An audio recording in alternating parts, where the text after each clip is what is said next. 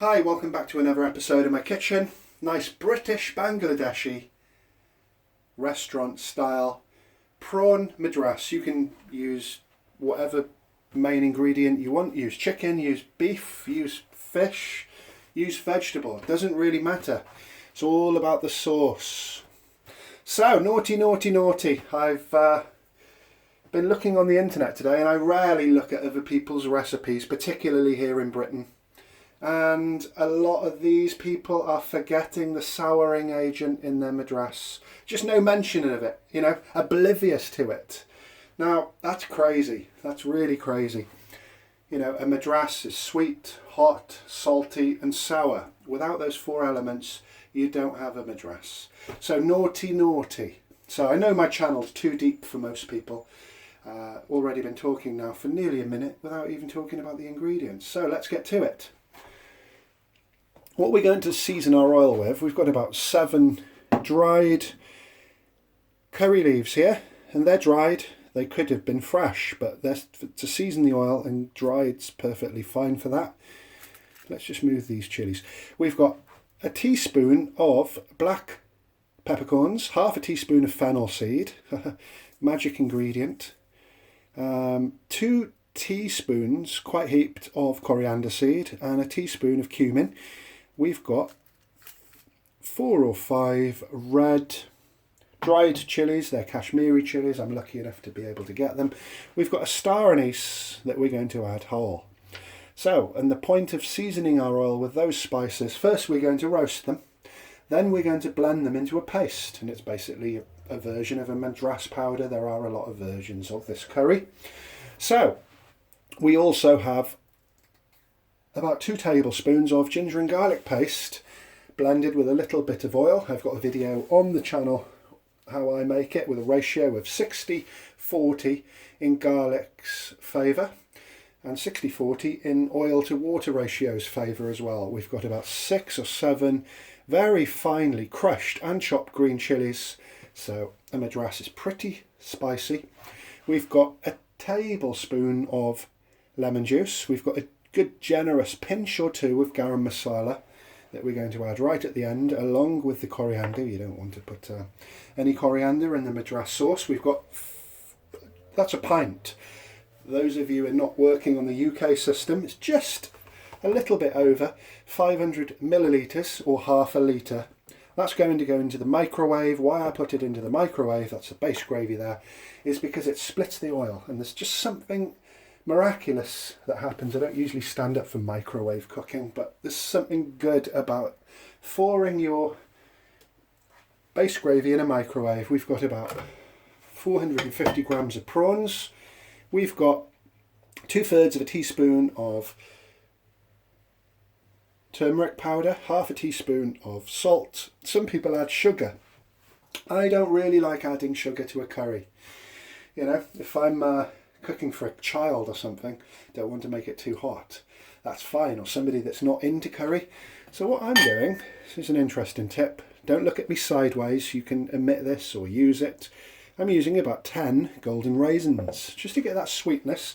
And what I like about that particularly is my granddad spent a lot of time in India, as anybody that's read the profile on various websites, and he used to use golden raisins in his curry, so it's going back some time. We have half a cup of coconut milk. You can use tinned, you can use creamed coconut with a bit of hot water, mix it up so it's nice and slushy and watery. We do want a little bit of water, but you don't want to use too much of it, just want a little tinge of coconut. Base gravy, plenty of base gravy recipes on the channel. Stephen Heap base gravy into YouTube, you'll probably get 6 or 7, because this channel is all about diversity. So let's talk about what I didn't like about so many people's recipes. There are many madras recipes. So it's not brown sauce or HP sauce or A1 sauce or steak sauce. This is tamarind paste. So there's a tablespoon of tamarind paste and nearly 2 tablespoons of tomato puree. What I'm going to add, I'm just going to add enough water just to nearly cover it, and I'm going to give it a stir so it's nice and slushy. I just wanted to leave the raw ingredients out. So let's get the base gravy into the microwave and let's get our pan heated up. So that's a dry pan, nice and heated. So, another characteristic about a typical Madras. I know you've got restaurants that are copying restaurants that are copying restaurants. We call it the snowballing effect. You had to have this before you have the next stage, the next stage. Sometimes it's good to go back to the basics and look at the essence of these recipes, and you'll come up with something a lot better, a lot nicer. And back to, as I say, it's not British Indian restaurant style, although a lot of the recipes originated in India, but it's British Bangladeshi style, isn't it? Put your opinions in the comments box. So I always cut up my chilies and make them a bit smaller. As I was going to say, one of the characteristics of a Madras, it's quite spicy. Might even add a little bit more chili powder into the sauce later if it's not red enough. It's got to be red. The spices have got to be in the right combination, as we've done, and they should be toasted. So I really want this smoking before I put it into the blender. I want it smoky. Now, anybody that really knows a Madras, even the British Indian restaurant style, knows it should have a smoky taste. So that's going to take a couple of moments. We'll come back when we're ready to grind that into a really smooth, powdery, fluffy concoction. So those seeds, can turn the heat off. They're actually almost exploding, and they're nice and smoky. A little bit harsh on the chest. Now what I do, get some paper. See the smoke coming off? I haven't stirred them. I've just toasted the bottom, so we get a nice balance of parts that have been smoked or toasty and parts that have been, and then that goes really well into there.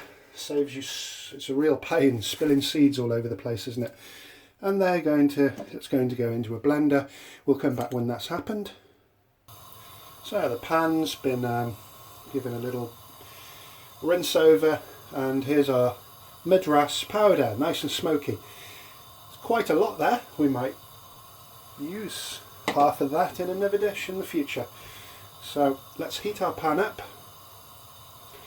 And this is quite a special occasion, I think.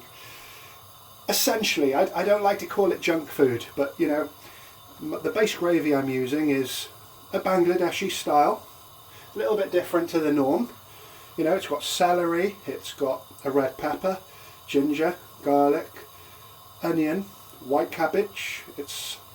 But celery, there's a new one. Really, some of the most delicious tastes. But speaking to people in the industry, taught them English, etc.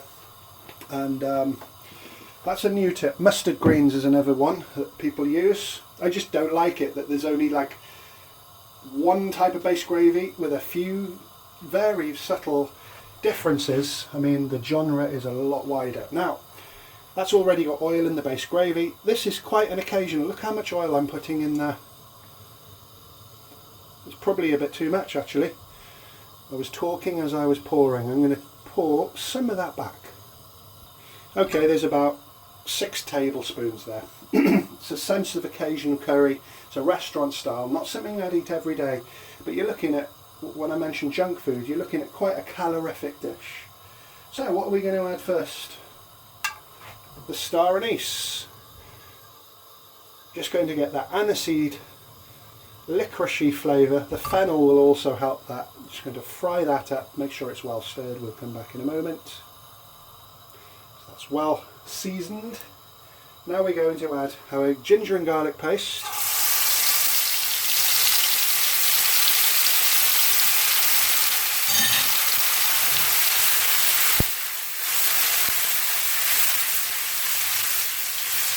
See how it's turned golden really quickly?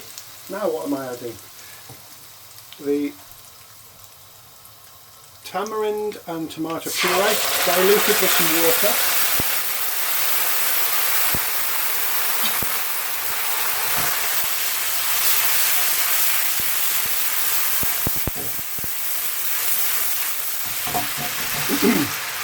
And again, that smells, whoops, daisy. That smells pretty raw. You don't want that smell. I'm going to cook that down until you can't smell that earthy smell. That will take about a minute and a half. Let's give it a good stir. If somebody wants to, I won't be offended.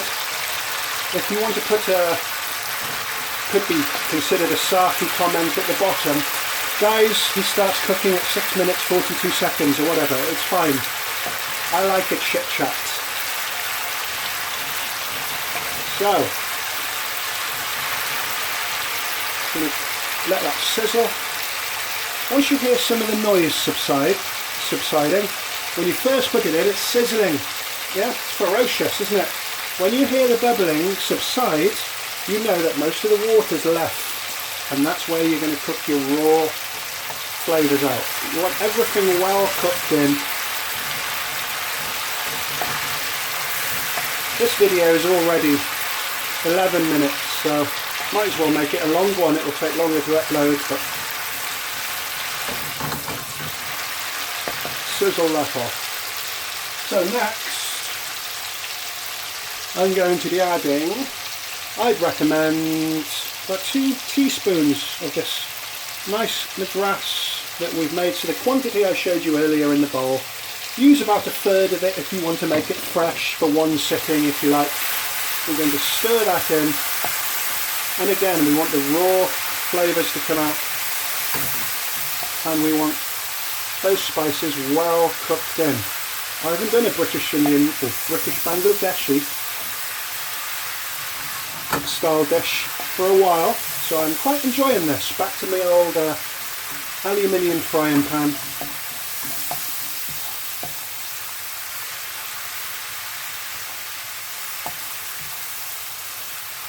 Give it a good stir.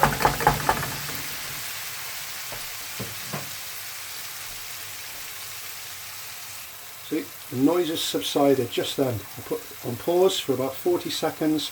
I just know my spices are thoroughly cooked in, optimum. Next, so we added the green chilli. Now we can add the salt. Those 10 golden sultanas or raisins. What's the difference? I know one's a grape and one's something else. We're just going to stir that, make sure the turmeric's nice. Got a nice red oil there as well. That's fine. So, next, heated up base gravy. Going to add about 250 millilitres there, so about a cup of base gravy, and I'm just going to let the camera roll so you can see that magic just blend in.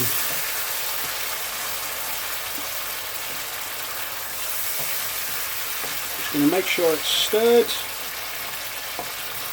And you get that restaurant oil split with the red oil coming through, and so it's not something I'd eat on a daily basis because it's going to be calorific, but it's going to taste great. And it's unfortunate that you see all these amazing photos on these forums and websites and recipes, and they've just got so much oil in them. And it's amazing how nobody intervenes and said, oh, that's got too much oil. But oil is a transporter of flavour, and it is very prominent in Indian restaurants here in the UK, as well as in India actually. You usually have to give the curries a good stir before you know, if it's a buffet or a self-service type of place. But yeah, special occasion I don't mind. So, let's put the prawns in. A lot of people might be saying, those in the know anyway, oh, if that was a real restaurant style, you could have fried those prawns first. Definitely not. There's enough oil in there. So we're adding more base gravy. It looks more oily, so when we add a little bit more base gravy shortly, some of that oil will subside. But this is basically what you're getting in a decent restaurant here in the UK. Nice and oily, very occasional. So we're just going to boil that down. We don't want to overcook the prawns, so we need it on a nice high heat. Just as soon as that's come to the bubble, we'll add our base gravy again. So we're going to add a little bit more base gravy, not too much. So probably 400 millilitres in all with that amount of prawns. I'm going to give that a good stir, and then once it's stirred in, you don't have to stir it, you just want to toast the bottom of that base gravy and get it well cooked. I bet now I've mentioned, if I hadn't have mentioned the oil, nobody would have commented. I bet somebody's saying, oh, I bet oh, that's too much oil, that's so unhealthy. Yes, we know, we know. So that's going to come to a good boil once again. We'll come back in probably about 2 minutes. The prawns need to cook for no more than 4 minutes, so you've got to think about that when you're adding them. So next, this is going to change the colour of the dish slightly. Just a little bit of coconut, you don't want it to overwhelm it. Change the colour a little bit, you just want to let that come to a good bubble once again. Could have used some bigger prawns. The last time I used prawns in a recipe, I think I was mimicking a restaurant that I used to work in the early 90s part-time. I used jumbo prawns, and one thing I would say about jumbo prawns, they're not as tasty as the medium or the smaller variety we get here in the UK.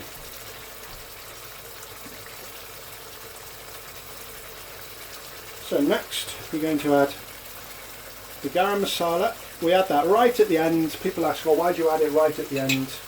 I mean, you don't have to, it's a preference, but we add it right at the end because it's made from whole spices, and a little sprinkle of it really brings out the flavour.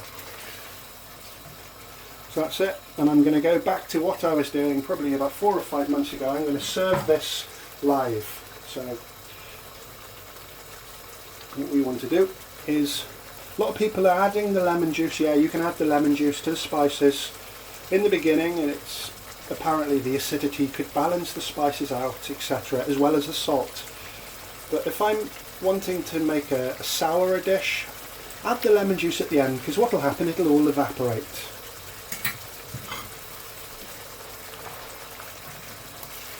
That's that nice brownie ready, typical Madras takeaway curry. Maybe a little bit too much sauce there, but I'm having this with wholemeal chapatis and white rice, so I want some sauce. So it all depends how you're eating it, you know. You want it less. You've seen me do it, so you can obviously adapt according to how you'd want it if you do want to follow the recipe. Wow, this is one of my longest simple recipes, if you like, 18 minutes. Wow. Let's get ready to serve. So now, nice bubble. We're just going to turn it off, and I'm going to put my chopping board down this way up. Have you seen how many videos I've done where I've had to serve it and directly onto the hot hob, which isn't a problem. So where's my little bowl? Nice little bowl. Let's try and get it so we get that that star anise on the top. Little splash everywhere and look disgusting. Bit more sauce, please.